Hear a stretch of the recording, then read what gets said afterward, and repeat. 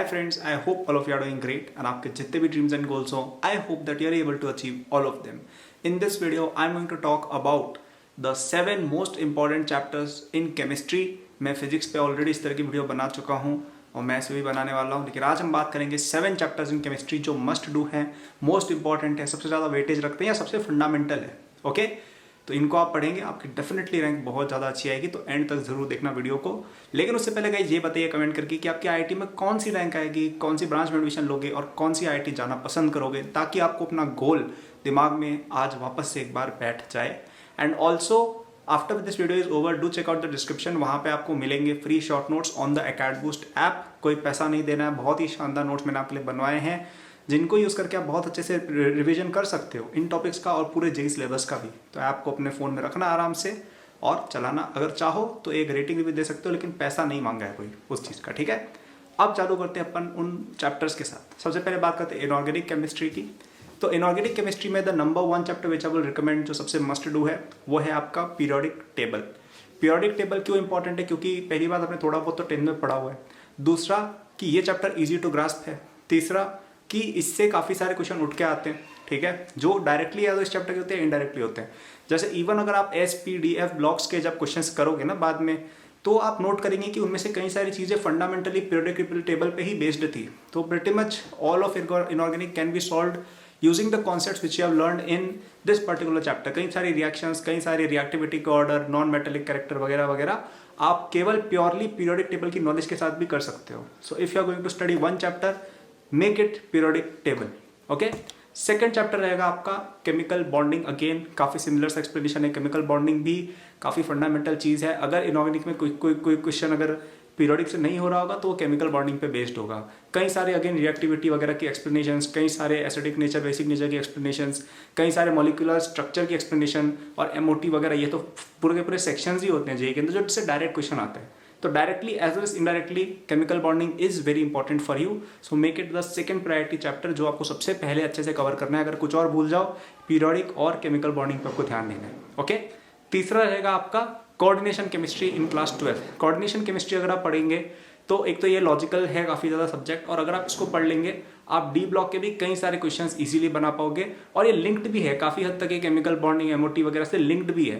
तो आपको ये चैप्टर पढ़ने में इतनी डिफिकल्टी नहीं होगी. प्लस वेटेज अच्छा खासा है, काफ़ी क्वेश्चंस आते हैं कोऑर्डिनेशन केमिस्ट्री से. और ये तीनों चैप्टर्स में एक भी चैप्टर रटने वाला प्योरली नहीं है. ठीक है, थोड़ा बहुत इन्फॉर्मेशन देखो हर चैप्टर में हो गई, लेकिन ये S block, P block, metallurgy उस तरह के रटने वाले चैप्टर्स नहीं है. राइट, तो इनको आप पढ़ें. बाकी सब चीज़ें जो है SPDF, अगर आप उनकी रीडिंग भी लगा लेंगे आफ्टर मास्टरिंग दीज 3 टॉपिक्स, अगर तुम्हें पीरियोडिक टेबल की हर एक चीज़ समझ में आती है, तुम्हें केमिकल बॉन्डिंग की हर एक चीज़ समझ में आती है, आपको अगर कोऑर्डिनेशन की हर एक चीज़ समझ में आती है, then even if you read the the रटने वाले chapters, even then you will be able to understand them, you will even remember some of those things, because inorganic अगर आप बेस लेवल पे देखो तो काफ़ी लॉजिकल भी है. जो लोग बोलते हैं ना कि इनऑर्गेनिक रटने का सब्जेक्ट है, वो यूजुअली वो लोग होते हैं जिन्होंने ये तीनों चैप्टर्स मास्टर नहीं किए होते हैं. अगर आपको पीरियोडिक टेबल बहुत अच्छे से आपको पता है यार कि ये चीज़ का कॉन्सेप्ट ऐसे बैठता है, ये चीज़ का कॉन्सेप्ट ऐसे बैठता है, तो इतना ज़्यादा रटने का सब्जेक्ट भी नहीं है. इट इज़ 50% तो प्योर रटा ही है और बाकी 50% काफ़ी चीज़ें लॉजिकल भी होती है इनऑर्गेनिक के अंदर. Right, so I request everyone कि इनऑर्गेनिक के अंदर अगर तुम्हें रटने वाली चीज़ों से प्रॉब्लम हो रही है, उनको एक बार के स्किप करो और इन तीनों चैप्टर पे फोकस करो. Once you have done this chapters, आप उन चैप्टर्स पे जाओगे जो प्योरली याद करने के, तो आपको वो भी अच्छे से समझ में आ जाएंगे. ओके, अब बात करते हैं फिजिकल केमिस्ट्री की.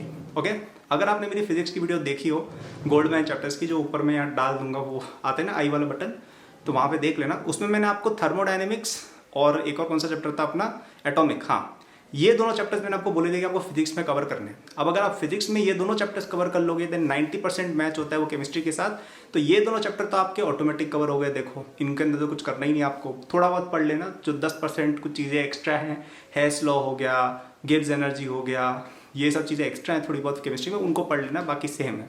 ओके, अब बात करते हैं फिजिकल में और कौन सा चैप्टर बचा. Mole concept. मोल कॉन्सेप्ट यार देखो सब सीख जाते हैं, अगर नहीं सीखे हुए हो तो एंड तक तुम सीख जाओगे. मोल कवर हो गया अपना. गैसेस भी आपका कहीं ना कहीं KTG के अंदर फिजिक्स में आपने पढ़ लिया होगा. मैंने आपको बोला था कि वो पूरा जो पोर्शन है ना थर्मो वाला फिजिक्स का, it is a complete gold mine, वो आपको पूरा कवर करना है. तो उसमें गैस वाला भी कवर हो गया है. अब कौन सा चैप्टर बचा, इक्विलिब्रियम. इक्विलिब्रियम गाइस आपको इतने अच्छे से पढ़ना है जैसे your life depends on it. Okay, why? क्योंकि equilibrium is one of the most fundamental chapters, if not the most fundamental chapter in your entire chemistry, not just physical. पहला reason ये। दूसरा, क्वेश्चन भी काफ़ी ज़्यादा आते हैं, ठीक है। अगर आपको बेसिक केमिकल इक्विलिब्रियम की भी समझ है तो उससे आप कई सारे रिएक्टिविटी के क्वेश्चंस कर सकते हो। वो जो होता है ना आपका ये ले चैटलियर्स प्रिंसिपल वगैरह, उसकी प्रोनाउंसिएशन शायद कुछ और होती है, बट ठीक है, मैं तो ली चैटलियर बुलाता हूँ उसको अगर आप फॉलो करेंगे तो भी आप कई सारे क्वेश्चंस एक्स्ट्रा निकाल सकते हो, इवन आगे के कॉन्सेप्ट्स के अंदर।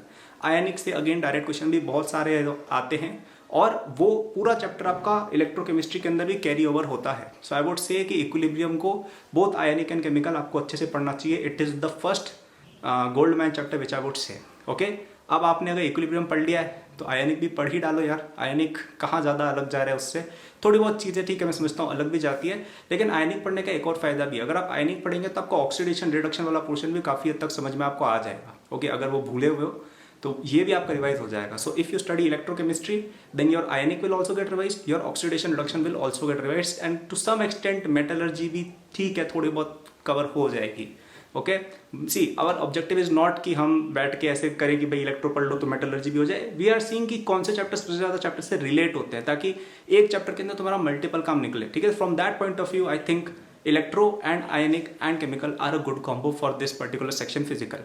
एक और चैप्टर मैं कहूँगा guys, chemical kinetics. Again chemical kinetics is one of the 3 fundamental chapters, thermo, equilibrium और केमिकल काइनेटिक्स। ये तीनों आपके कहीं ना कहीं fundamental chapters of physical chemistry होते हैं, तो आपको वो भी पढ़ना चाहिए। काइनेटिक्स इतना डिफिकल्ट है भी नहीं, प्लस उसका कुछ पोर्शन जो आपका ये नहीं है रेडियो एक्टिविटी वाला, वो फिजिक्स में भी कॉमन होता है। तो कुल मिला के ये 3-4 चैप्टर्स आप करेंगे ना, जो मैंने बोले कौन से, इक्विलिब्रियम दोनों टाइप का, इलेक्ट्रोकेमिस्ट्री और काइनेटिक्स, तो आपका एक अच्छा खासा पोर्शन फिजिकल का कवर हो जाएगा।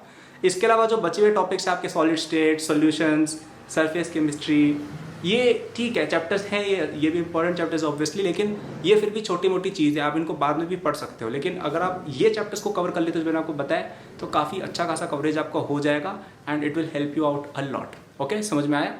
अब चलो 6 चैप्टर ने पढ़ लिए, अब आते हैं ऑर्गेनिक पे।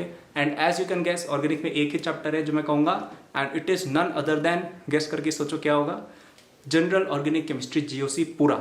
ठीक है, अगर ऑर्गेनिक में तुम्हें कुछ समझ में नहीं आ रहा है, कुछ पल्ले नहीं पड़ रही क्या चल रहा है, GOC मास्टर कर लो। ओके, GOC में क्या क्या आ गया, आपका नोमेनक्लेचर पूरा आ गया, आपका आइसोमेरिज्म पूरा आ गया, सारे इलेक्ट्रॉनिक इफेक्ट्स आ गए, आपके कार्बोकेटाइंस, कार्बेनाइंस वगैरह वाली सारी बातें आ गई, आपके रीअरेंजमेंट्स वगैरह जो भी है सारी बातें, रिएक्टिविटी के ऑर्डर्स सारे आ गए, एसिडिक स्ट्रेंथ, बेसिक स्ट्रेंथ सारी आ गई। ठीक है, स्टीरियो आइसोमेरिज्म वगैरह सब कवर हो गया। ओके, रिएक्टिविटी वाले पोर्शन के अलावा सारा पोर्शन आपका GOC में कवर हो गया। अब ये करने के लिए मैं आपको क्यों कह रहा हूँ, देखिए GOC वाला पार्ट 11th क्लास के अंदर फंडामेंटल चीज़ होती है, और अगर आपने GOC मास्टर कर लिया, ठीक है, 2 महीने लगेंगे, 1 महीना लगेगा, ठीक है, लेकिन अगर आपने मास्टर कर लिया 2 महीने लगा के, देन ऐसा पॉसिबल ही नहीं है कि तुम ऑर्गेनिक कवर नहीं कर सकते। ठीक है, जो बच्चे ऑर्गेनिक में स्ट्रगल करते हैं, दे आर 99% दो स्टूडेंट्स जिनका GOC वीक होता है। ठीक है, आपने अगर GOC मास्टर कर लिया है और लेट से आपने कुछ और नहीं पढ़ा, ठीक है, तो भी आप क्वेश्चंस एक बार एग्जाम में करके आ सकते हो। कैसे?